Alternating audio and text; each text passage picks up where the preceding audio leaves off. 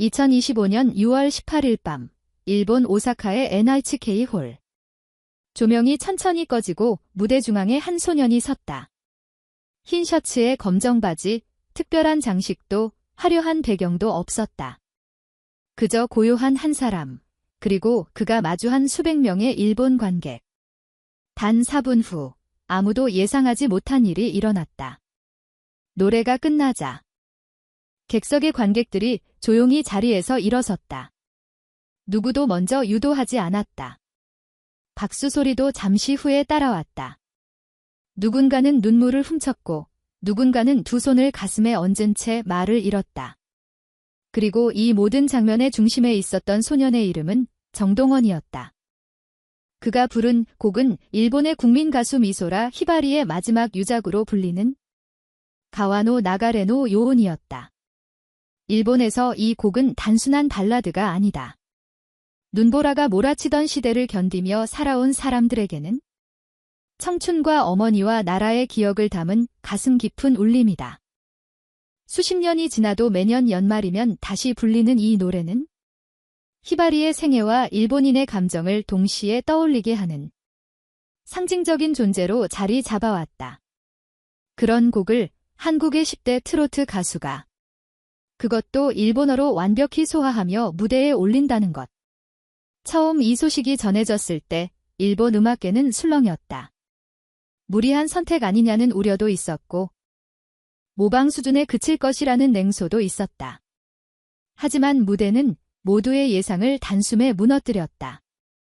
정동원의 발음은 완벽했고 억양은 자연스러웠다. 그는 일본어를 부른 것이 아니라 일본의 감정을 품고 노래했다. 마치 이 노래가 그의 언어였던 것처럼. 그는 한 구절 한 구절을 조심스럽게 건넸고 그 울림은 객석에 앉아있던 수백 명의 마음을 움직였다. 노래는 끝났지만 정적은 오래 남았다. 그 순간 일본 언론은 일제히 보도하기 시작했다. 한 소년이 히바리를 넘어섰다고, 아니 정확히 말하면 그 감정의 강을 다시 건넜다고. 왜 일본의 전설이 한국의 한 소년 앞에서 다시 울려 퍼졌을까?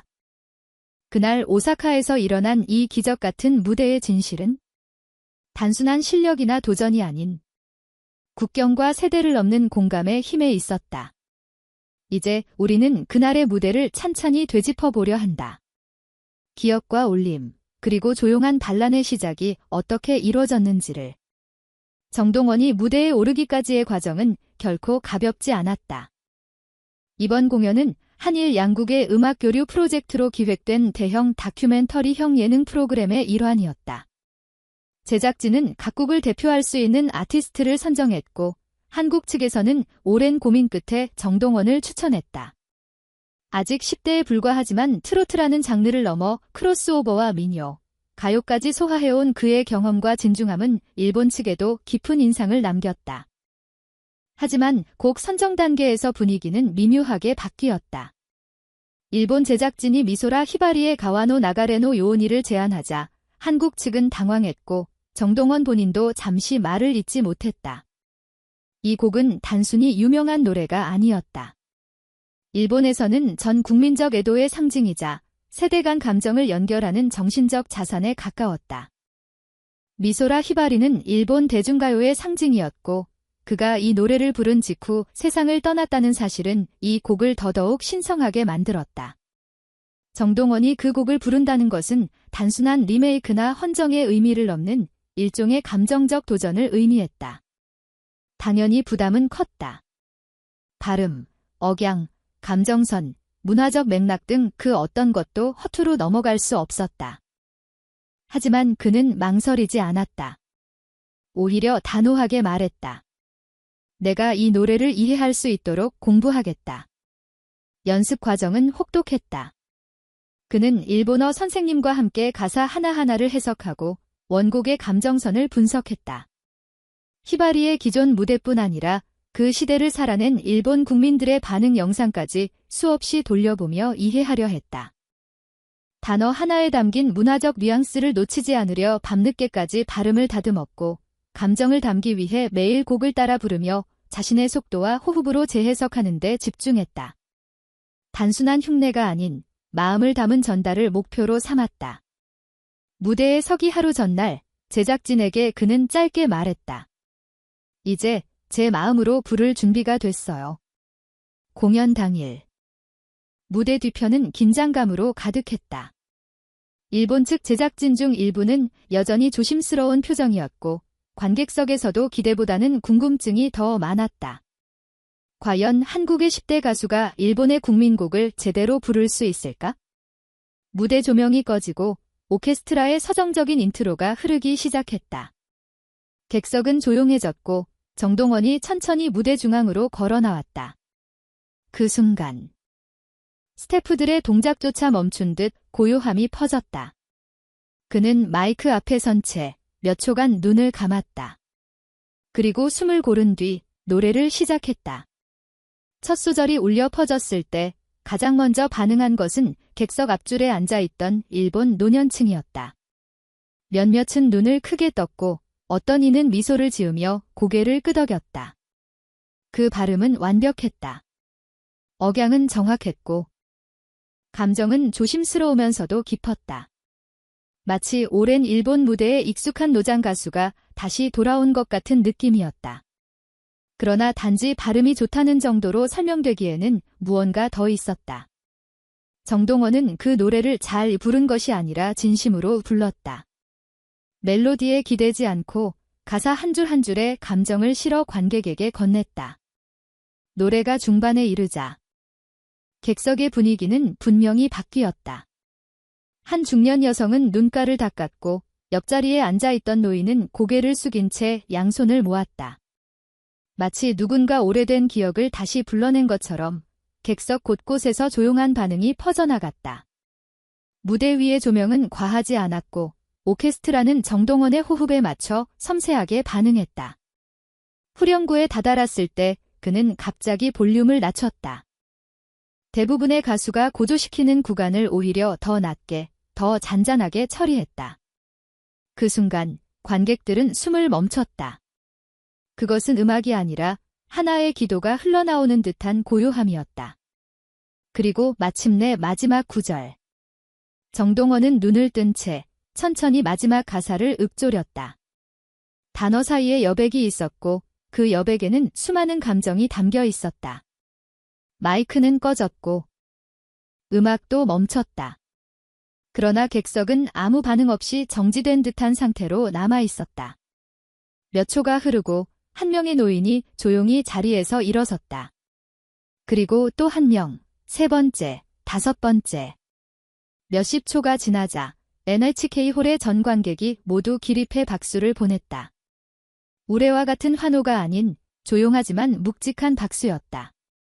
누군가는 손수건을 꺼냈고 또 다른 이는 두 손을 모은 채 정동원을 바라봤다. 그날 밤 일본의 주요 언론은 일제히 이 장면을 보도했다.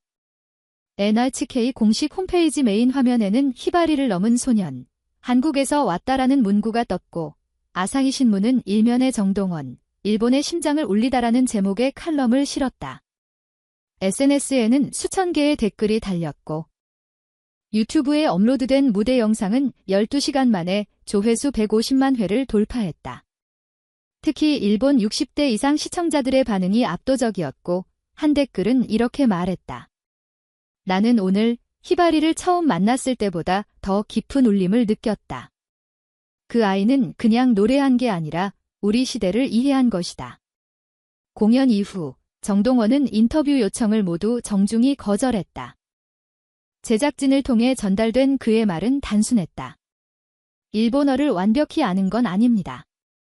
하지만 그 노래는 제 마음과 같았고 그 마음을 전하고 싶었습니다. 무대 뒤에서 그는 조용히 인사를 마친 뒤 스태프들과 악수를 나누고 홀을 빠져나갔다. 아무런 화려한 피날레도 자기적인 연출도 없었다. 오직 남은 건 무대를 지켜본 이들의 가슴 속에 자리 잡은 긴 여운이었다. 무대는 끝났지만 감정은 끝나지 않았다. 정동원이 떠난 뒤에도 NHK 홀의 객석은 한동안 불이 켜지지 않았다. 관객들은 조용히 앉아 있었고 무대를 응시하는 이들도 있었으며 어떤 이는 자리에서 일어났다가 다시 앉았다. 누군가는 입을 가린 채 숨을 들이마셨고 또 다른 이는 손을 가슴에 얹은 채 눈을 감았다. 그날의 공연은 노래가 아닌 시간, 감정, 그리고 기억을 흔들어 놓는 일이었다. 그는 누군가를 이기려 하지 않았고 전설을 넘어서려 하지도 않았다. 다만 한 곡의 노래를 통해 마음을 전했고 그 마음이 국경을 넘어 일본의 심장을 울린 것이다. 우리는 종종 음악을 기술이나 화려함으로 기억하려 한다. 그러나 진정한 무대는 목소리보다 마음으로 완성된다. 정동원이 보여준 건 노래를 잘 부르는 것이 아니었다. 그는 노래가 무엇을 품어야 하는지를 보여주었고 노래가 한 나라의 세대를 어떻게 감싸 안을 수 있는지를 증명했다. 일본의 대중문화에서 히바리는 넘을 수 없는 이름이었다. 하지만 그날 한 소녀는 그 이름을 부수지 않고 포개듯 품었다. 그래서 사람들은 말했다. 그는 넘은 것이 아니라 함께했다고. 정동원은 그날 이후 일본의 여러 음악 채널에서 조명되었고 그의 무대는 교육자료로 쓰이기 시작했다. 한국 내에서도 화제가 되었고 많은 언론은 이 무대를 문화적 외교의 순간으로 평가했다. 하지만 무엇보다 중요한 것은 정동원이 그 어떤 수식어도 필요 없이 자신만의 방식으로 관객의 마음을 열었다는 사실이다. 그는 무대를 떠났고 말을 남기지 않았지만 오히려 그 침묵이 더 깊은 울림으로 남았다. 그는 끝까지 겸손했고 그 진심은 사람들의 기억 속에 길게 남았다. 그날 오사카에서 일어난 기립박수는 단순한 감동이 아니었다. 그것은 공감이었다. 다른 언어, 다른 시대, 다른 세대가 하나의 목소리에 반응했던 놀라운 순간. 정동원은 일본어를 모국어처럼 구사한 것이 아니다. 그는 감정을 모국어처럼 품고 있었다. 그리고 그 감정은 언어보다 깊고 기술보다 멀리 닿았다. 이제 우리는 스스로에게 묻게 된다. 그날 정동원이 보여준 그 울림, 그 진심, 그 무게를 과연 어떻게 기억할 것인가? 우리는 지금 또 다른 세대의 음악을 마주할 준비가 되어 있는가? 그리고 그 음악이 언젠가 우리를 위로할 수 있다는 사실을 받아들일 수 있을까? 트롯 뉴스는 앞으로도 언어보다 깊은 목소리, 시대를 잇는 무대의 기록을 이어갈 것이다. 당신이 느낀 감동을 댓글로 남겨주시고 다음 무대의 주인공을 함께 지켜봐 주시길 바란다.